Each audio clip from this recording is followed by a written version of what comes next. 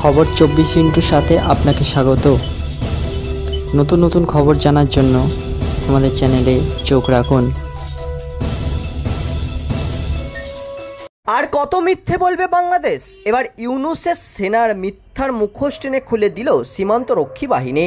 ঝিনাইদহে বিতর্কিত 5 কিলোমিটার ভূখণ্ডকে ভারতে দখলমুক্ত করা হয়েছে বলে দাবি করে বাংলাদেশের সীমান্ত রক্ষী বাহিনী বিজিবি। এই দাবি সম্পূর্ণ মিথ্যে বলে বিবৃতি দিয়ে জানালো বিএসএফ। উত্তর 24 পরগনা জেলার মাটিলা সীমান্ত ঘেঁষে বয়ে গিয়েছে কোদলা নদী। এই নদীর 5 কিলোমিটার অংশ নিয়ে বিতর্ক। বাংলাদেশ দাবি করে এই ভূখণ্ড নাকি তাদের, কিন্তু সেখানে কোনো বাংলাদেশি মাছ ধরতেও যেতে পারেন না।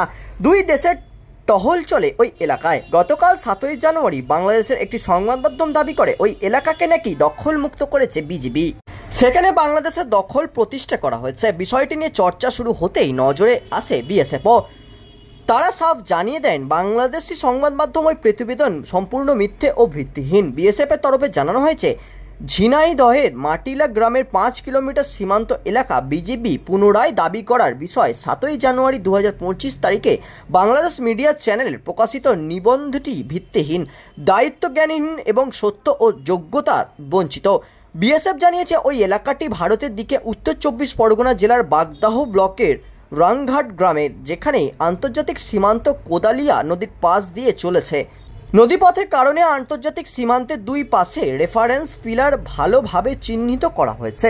যুগ যুগ ধরে আইবি বা বিএসএফ এর ডিউটি প্যাটার্নের কোনো পরিবর্তন হয়নি। বিএসএফ এবং বিজেপি উভয়েই তাদের কোদালিয়া নদীর পাশে দায়িত্ব পালন করে।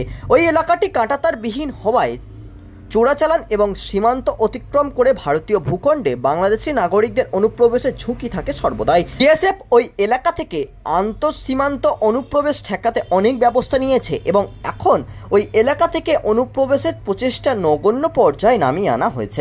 রিপোর্ট খবর 24/7।